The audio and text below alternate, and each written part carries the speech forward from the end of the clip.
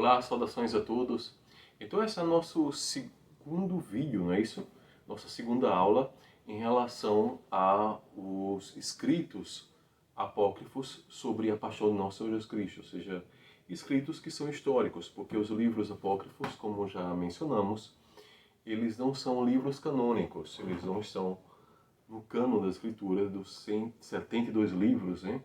46 no caso do Antigo Testamento e 27 do Novo. Bem, em relação a esses, vamos começar hoje com o Evangelho de Nicodemos. Bem, é um livro apócrifo, né? Depois a gente vai falar um pouco, talvez não agora, especificamente nessa Semana Santa, mas vamos falar um pouco sobre a questão da diferença de apócrifos, né? Pseudo-apócrifos e assim por diante. Bem, no livro, nesse Evangelho de Nicodemos, a gente começa com um prólogo, mas agora para a gente especificamente, como queremos meditar a paixão do nosso Senhor, o que nos importa é realmente o que vem depois do prólogo, né? Então, o capítulo 1, ele fala das acusações a Jesus diante de Pilatos. Bem, um pouco um relato parecido à ordem, né? Em relação à paixão, como está escrito nos Santos Evangelhos. Mas aqui a gente tem alguns outros detalhes, lembrando que é um livro histórico, né? Bem, reuniram-se em conselho os chefes dos sacerdotes e os escribas Anás e Caifás, Semés, Dotaim, Gamaliel, Judas, Levi, Neftali, Alexandre, Jairo e todos os outros judeus.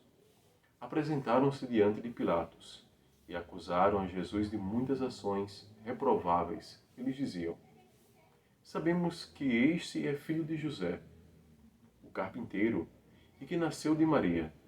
Denomina-se Filho de Deus e Rei. Profana o sábado e quer abolir a lei de nossos pais.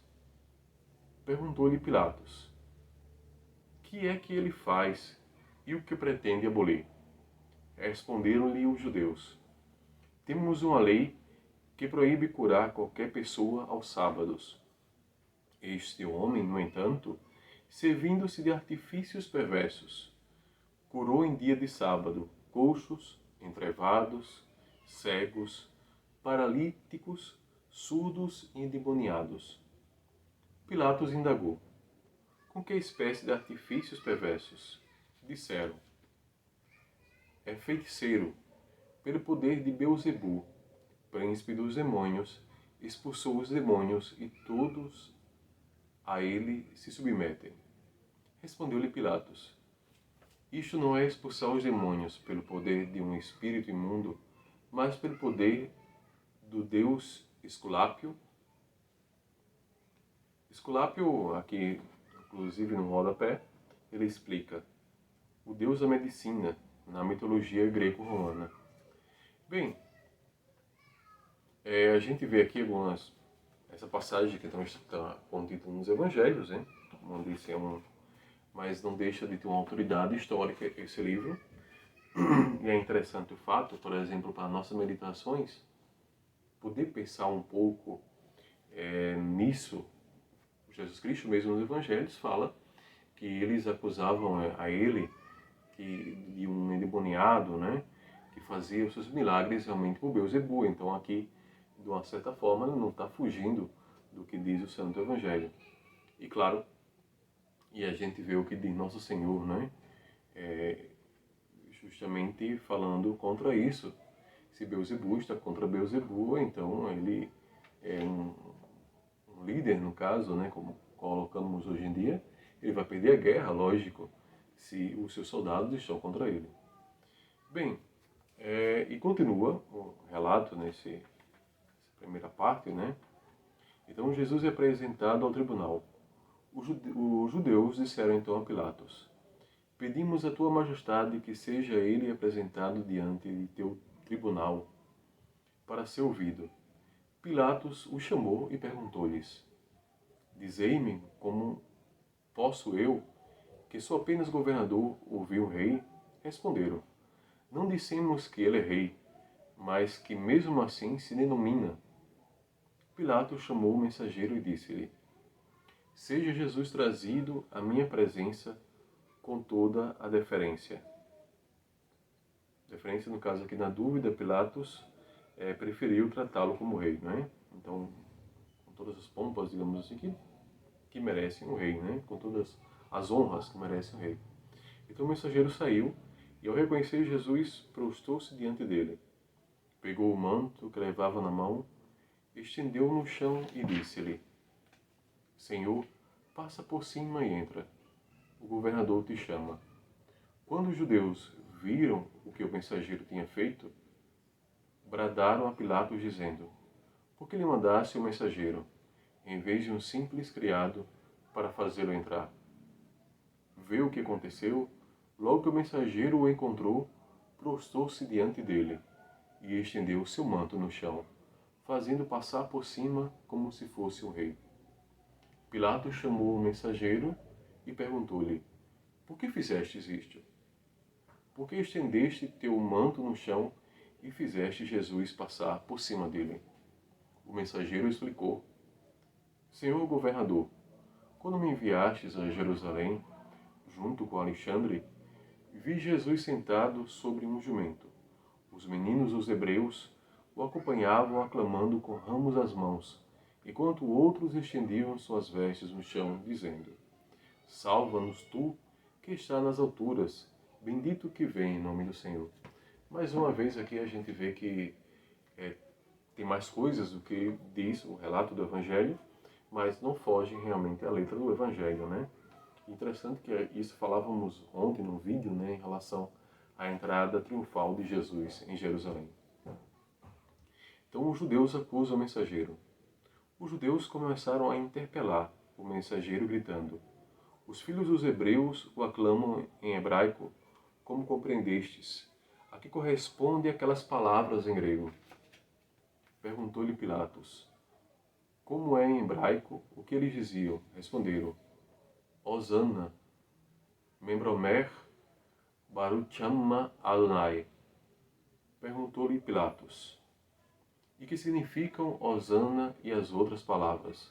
Responderam os judeus: Salva-nos tu, que estás nas alturas, bendito que vem em nome do Senhor. Disse-lhe Pilatos: Se vós mesmos testemunhais o sentido das palavras que saíram da boca dos meninos, por que contradizeis os mensageiros? Eles ficaram calados. Disse o governador ao mensageiro: Vai, introduze-o aqui, do modo que julgares conveniente. Saiu o mensageiro e procedeu como da vez anterior, dizendo a Jesus: Entra, Senhor, o governador te chama. Bem, então a gente vê também, mais uma vez, que não tem nada que seja contrário ao Evangelho, apenas um relato a mais, hein? Então, dando continuidade, os estandartes romanos adoram Jesus. No momento em que Jesus entrou, os porta-bandeiras que seguravam os estandartes se inclinaram e adoraram a Jesus.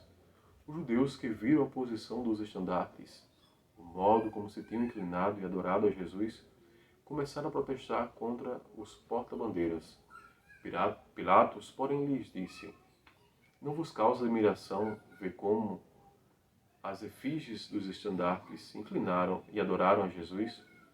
Os judeus responderam a Pilatos: Nós vimos como os portas-bandeiras inclinaram os estandartes para adorar a Jesus. O governador chamou os porta-bandeiras e disse-lhes: Por que procedestes assim? Eles responderam a Pilatos: Nós somos gregos e servidores das divindades. Como, pois, iríamos adorá-lo? Podes ter certeza que, enquanto segurávamos os estandartes, estes se inclinaram por si mesmos e os adoraram. Interessante aqui essa passagem. E a gente vê como realmente, como se fosse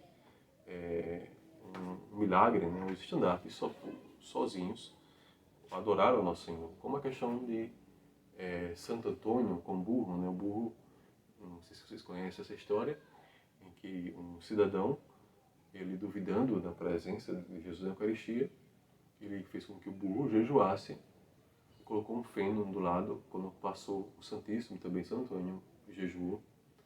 E aconteceu o quê?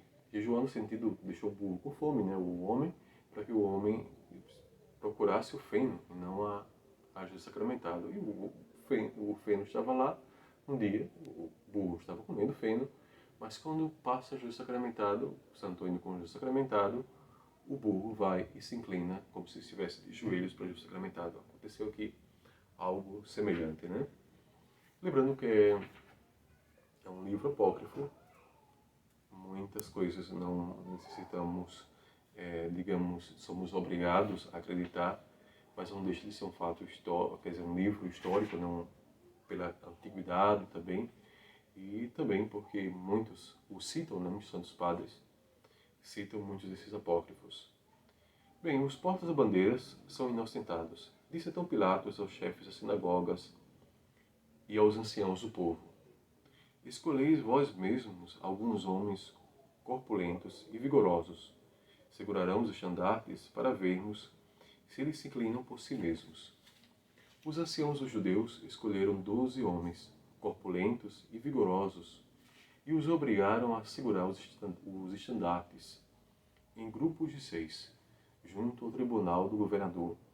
E Pilatos disse ao mensageiro: leva-o para fora do pretório e introduze-o de novo, de modo que julgares conveniente. Jesus saiu do pretório, acompanhado pelos mensageiros. Pilatos chamou os que antes seguravam nos estandartes e disse-lhes: jurei pela vida de César, que se os estandartes não se inclinassem à entrada de Jesus, eu vos cortarei as cabeças. E o governador deu ordens para que Jesus entrasse de novo. O mensageiro repetiu o seu procedimento anterior e pediu com insistência a Jesus que passasse por cima de seu manto. Jesus caminhou sobre o manto e penetrou no recinto. No momento em que entrou, os estandartes se inclinaram de novo e adoraram a Jesus. Bem, depois veremos capítulo 2, mas é interessante a gente ler realmente todo o relato, né? E, claro, comentar sobre isso. Realmente é uma grande riqueza, né? A nossa igreja, ela tem uma grande riqueza, não só em relação aos livros apócrifos, mas em relação a toda a santa tradição, né? Aqui dá para ver na câmara. Vocês já viram algumas vezes aqueles livros verdes da coleção de patrística aqui, da santa tradição, e claro, o magistério da igreja, né? O tripé que nós temos, que aqui estou com um tripé segurando a câmara, tem justamente 3 pés, e assim é, a Bíblia, a Sagrada Tradição e o Magistério da Igreja, e não como nossos irmãos separados que têm apenas a Sagrada Escritura, e se esse tripé tivesse apenas com um pé, ele cairia, né? Então a gente sabe que realmente as Sagradas Escrituras, por si só, sendo interpretadas da forma que eles interpretam, por isso tantas seitas e tantas igrejas, a gente estaria do mesmo modo que eles, cegos. E podemos realmente ser guiados pela igreja, porque Jesus Cristo deixou. E claro, apesar de tudo, muitos evangélicos que são estudiosos estudam os apócrifos, os livros dos Santos Padres, e é isso que nós estamos fazendo aqui, para que nós, no caso católicos, diferente deles, muitos deles estudando isso, se convertam ao catolicismo, e nós, no caso, estudando muito sobre os livros apócrifos, os livros dos Santos Padres, nós vamos ter uma raiz maior e assim poder amar mais a nossa igreja. Então, ok? Então, até a próxima aula e fiquem todos com Deus.